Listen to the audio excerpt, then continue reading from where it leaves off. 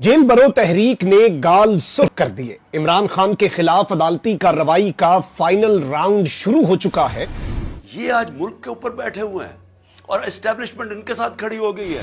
शहाबुद्दीन, इस टाइम हम Charing cross में मौजूद हैं। आप मेरे रकम में कैदियों वाली वैन। बिस्मिल्लाहिर्रहमानिर्रहीम, अस्सलाम वालेकुम नाज़रीन कराम, मैं हूं मखदूम शहाबुद्दीन और आप देख रहे हैं मेरा फेसबुक और यूट्यूब चैनल। उम्मीद करता हूं आप सब लोग बखैर आफियत होंगे और जहां भी होंगे अपने अहले खाना समेत खुश भी होंगे और महफूज भी। नाज़रीन कराम, जेल भरो तहरीक का पहला एपिसोड जो कि लाहौर में हमने देखा, वो उसने चंद ही घंटों के अंदर तमाम तर ताकतवर लोग जो इस वक्त ये घात लगाए बैठे थे कि इमरान खान को खत्म कर दें, उसकी सियासत को खत्म कर दें, उनके गाल लाल कर दिए हैं। और शाह महमूद कुरैशी, असद उमर, उमर सरफराज चीमा और इन सब ने अपनी गिरफ्तारियां दी और इस तरह के विजुअल्स थे कि अब इमरान खान के खिलाफ अदालती कार्रवाइयां जो है वो भी मजीद तेज होंगी और अब इस सब के अंदर इमरान खान को मजीद विक्टिमाइज करने का जो अमल है वो तेज कर दिया गया। अभी तो असल कहानी रहती है, अभी तो जो पेशावर एपिसोड है आप अंदाजा नहीं कर सकते। मैं आपको अल्फाज में नहीं बताऊंगा, आप बस काउंटडाउन लगा के बैठ जाएं और कल के दिन का इंतजार करें कि कल पेशावर में पेशावर की आवाम ने क्या करना है।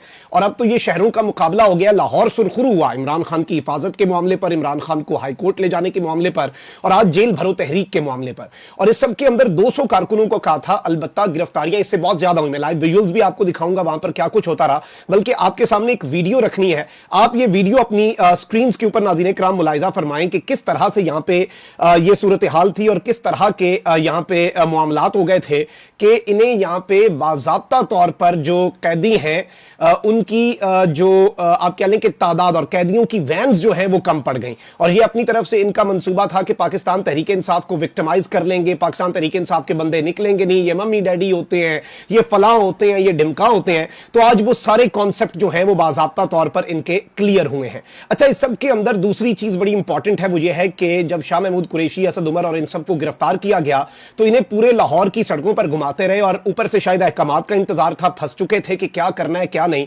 और इवन शाह महमूद कुरैशी साहब ने कैदियों वाली वैन के अंदर से कुछ गुफ्तगू किया, बल्कि ये गुफ्तगू भी सुने।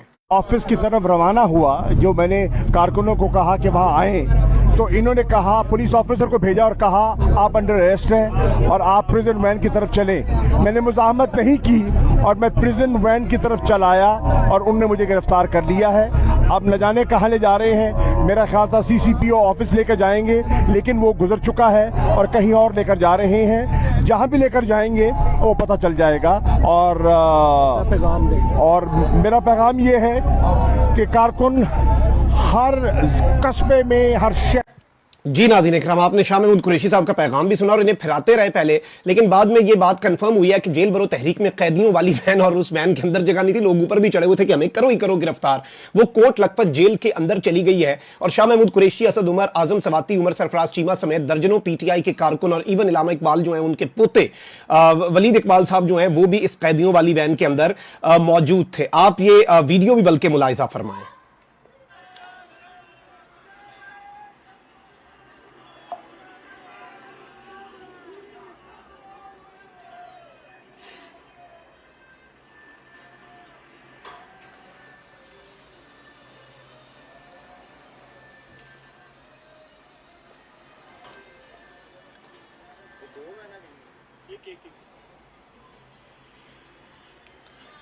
जी नाज़रीन इकराम, आपने ये वीडियो भी मुलाहिजा फरमा ली। अब जरा हमजा मान हमारे नुमाइंदा खुसूसी वहां पर मौजूद थे। बहुत ज्यादा खबरें अदालती कार्रवाइयों के हवाले से मेरी इसलिए कोशिश है कि मैं सारी खबरें आपके सामने अभी तक की जो रख दूं। इमरान खान साहब की गुफ्तगू भी सुनवानी है जो उन्होंने कही है।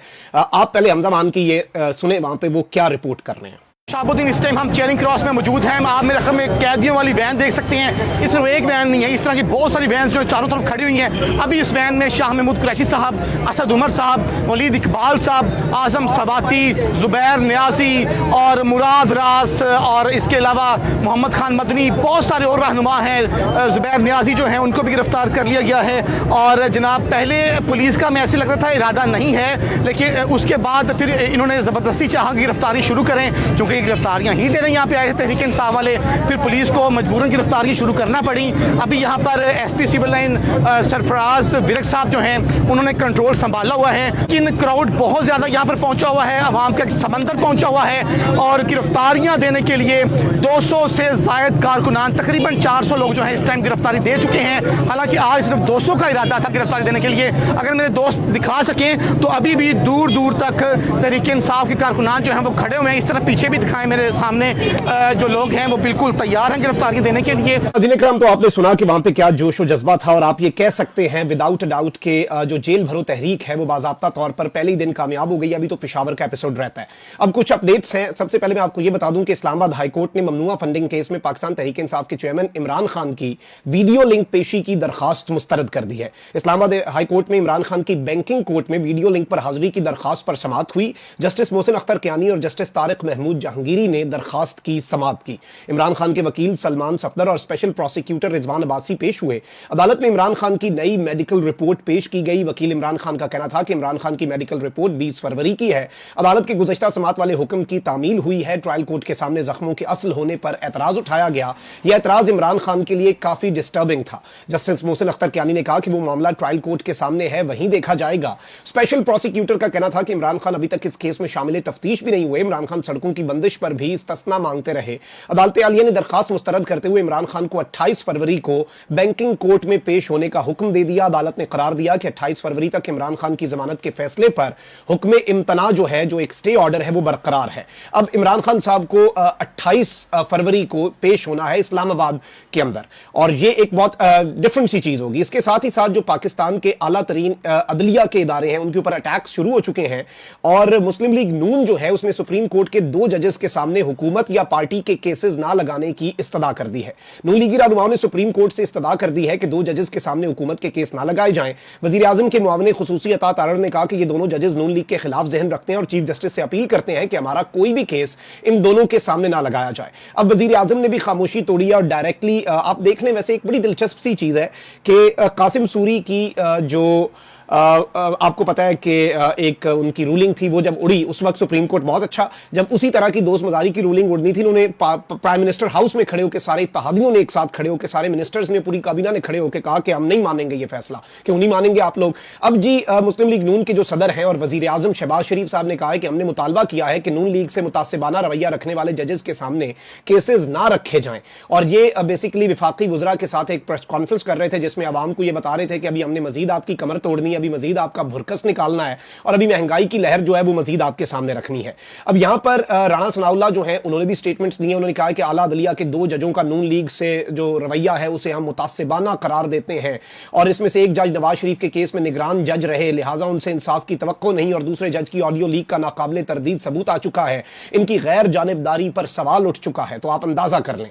वहीं दूसरी जानिब साइफर के मामले पर जस्टिस काजी फाइज ईसा जो कि पाकिस्तान के चीफ जस्टिस भी आगे चल के बनेंगे और उनसे वैसे उम्मीद हम सब रखते हैं कि अब भी वो खत लिखेंगे कि आइन की पासदारी नहीं हो रही, आइन टूट रहा है, 90 दिन में इलेक्शंस क्यों नहीं हो रहे और ये सब कुछ। जबकि सुप्रीम कोर्ट जो है उसने साइफर की तहकीकात के लिए दायर जो अपीलें हैं उन पर रजिस्ट्रार ऑफिस के एतराजात के खिलाफ दायर दरखास्तें खारिज कर दी और सुप्रीम कोर्ट के सीनियर जज जस्टिस काजी फाइज ईसा ने साइफर की तहकीकात के लिए दायर अपीलों की चैम्बर में समाअत की, जिसमें अदालत ने रजिस्ट्रार ऑफिस के एतराजात बरकरार रखते हुए एतराजात के खिलाफ अपीलें खारिज कर दी और इन्होंने कहा कि साइफर की तहकीकात कराना हुकूमत का काम है, अदालत क्यों मुदाखलत करे। मुमज्जना बैनुल अक़वामी साजिश से इमरान खान हुकूमत गिराने की तहकीकात उस वक्त के वजीर आजम चाहते तो खुद करा सकते थे, अदालत सुनी सुनाई बातों की तहकीकात का हुक्म कैसे दे सकती है? हम क़यास आराइयों पर यकीन नहीं रखते। तो जाहिर बात है नून लीग गालिबन यही चाह रही होगी कि वो 2 जजेस तो इनके फैसले ना सुने, अलबत्ता इज्जत माब जनाबे काजी फाइज ईसा साहब जो हैं वो इनके केसेस सुनते रहे। वहीं दूसरी जानिब इलेक्शन कमीशन जो है, मैं खान साहब पर आता हूं, इलेक्शन कमीशन ने भी इस वक्त कमर कसली हुई है और इन्होंने सदर मुमलिकत डॉक्टर आरिफ अलवी के खत पर आईनी माहिरीन से मुशावरत मुकम्मल कर ली है। अटॉर्नी जनरल भी सदर मुमलिकत के खत पर मुशावरत के लिए इलेक्शन कमीशन पहुंचे। सदर के खत पर अपनी तजावीज़ जो है वो अटॉर्नी जनरल ने इलेक्शन कमीशन को दी। अटॉर्नी जनरल से मुशावरत के बाद इलेक्शन कमीशन सदर मुमलिकत की जानिब से इंतखाबात के हवाले से लिखे गए खत पर फैसला करेगा और इस सब के अंदर फैसला आप भी समझ लें कि अटॉर्नी जनरल ने क्या मशवरा दिया होगा और क्या चीजें सामने आई होंगी। इसमें मुझे नहीं लगता कि कोई दूसरी राय है या किसी को कुछ और समझने की जरूरत है।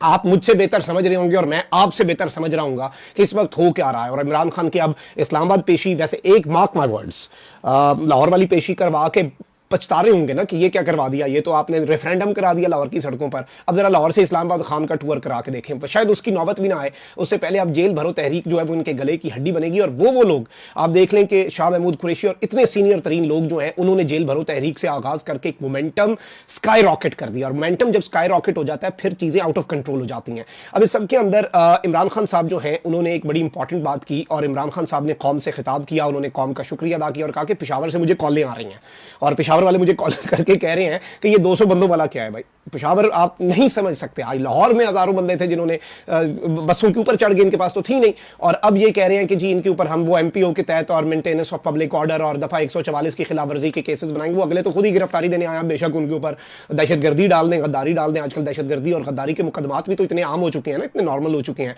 अच्छा, अब इमरान खान साहब ने जो खिताब किया उसमें एक तो उन्होंने एस्टैब्लिशमेंट पे बात की कि इन चोरों को मुसल्लत किया गया, एस्टैब्लिशमेंट इनके साथ खड़ी हो गई। और बाकी भी कुछ बातें की हैं कि एक चीज तो वाज़ेह हुकूमत में हमने आना है और इन सब पर आर्टिकल 6 लगेगा। आप बल्कि ये वीडियो क्लिप मुलाहिजा फरमाएं। ये आज मुल्क के ऊपर बैठे हुए हैं और एस्टेब्लिशमेंट इनके साथ खड़ी हो गई है और कौम को कहती है कि जी इनकी गुलामी करें। और जब कौम निकलती है तो हमारे सारे मार धाड़ करना, रातों को पकड़ना, केसेस करना कि हम किस तरह के कोई गुलाम हैं, हम कोई भेड़ बकरियां हैं। ये कौम ये बर्दाश्त नहीं करेगी। और मैं आज वार्निंग देना चाहता हूं आपको कि इसी तरह अगर एक मुल्क का जब कानून ही नहीं रहेगा, जब बुनियादी हकूक अवाम के नहीं रहेंगे, जब आइन की ओपन वायलेशंस होगी। 90 दिन का आइन स्टेट करता है ब्लैक एंड व्हाइट। इलेक्शंस 90 दिन के आगे नहीं जा सकते। 90 दिन के बाद ये केयरटेकर नहीं रह सकती। पहले तो शर्म की बात है कि उस बददियानतदार इलेक्शन कमीशन जो चीफ इलेक्शन कमिश्नर है, और इंशाल्लाह इसके ऊपर आर्टिकल 6 लगना चाहिए, वो चीफ इलेक्शन कमिश्नर ने जिस तरह की 2 केयरटेकर गवर्नमेंट बनाई है। केयरटेकर का मतलब होता है न्यूट्रल केयरटेकर। ये इस तरह है कि यहां शहबाज शरीफ हुकूमत कर रहा है और उधर फजलुर रहमान हुकूमत कर रहा है पख्तूनख्वा की। सारे अपने लोग बैठा के वो पुलिस वाले, मैं फिर से कहना चाहता हूं और मैं वो पुलिस वालों को बताना चाहता हूं जिन्होंने हमारे ऊपर यहां जुल्म किया था 25 मई को। इंशाअल्लाह जो मर्जी ये कर ले, हुकूमत तो आनी है हमारी। मैं इंशाअल्लाह अपने अल्लाह के सामने ये कहता हूं कि इस बारी पहले तो आपने कानून तोड़ के बच गए, पहले तो आपने गैर कानूनी चीजें की और हमारे फंडामेंटल राइट्स की ज्यादती करके, जुल्म करके बच गए। इस बारी आप नहीं बचेंगे, ये मेरा आपसे वादा है। मैं जिंदा रहा, मैं इंशाअल्लाह इंश्योर करूंगा कि इस मुल्क में जो जालिम है, जो बेकसूर लोगों पे, जो जमहूरियत के ऊपर अटैक करता है, इंशाअल्लाह आपको हम कानून के कटारे में खड़ा करेंगे। और मैं अपनी सारी कौम को कहता हूं कि आप तैयारी करें। अगर इन्होंने 90 दिन से आगे इलेक्शन किए तो उसके बाद सारी कौम को निकलना पड़ेगा। जब तक आप निकलेंगे नहीं, इसका मतलब कि कानून खत्म हो जाएगा 90 दिन के बाद। थिंक इसे एक्सप्लेन करने की जरूरत नहीं है, सेल्फ एक्सप्लेनेटरी। और इमरान खान साहब ने इससे ज्यादा वाज़े अंदाज में और वो बात नहीं कर सकते थे। आज सबको लिताड़ा है और एक मोमेंटम, एक पोजीशन ऑफ स्ट्रेंथ में इमरान खान आए हैं। कमेंट सेक्शन में राय का इजहार जरूर करें। अपना बहुत ख्याल रखें। अल्लाह निगहबान। पाकिस्तान जिंदाबाद।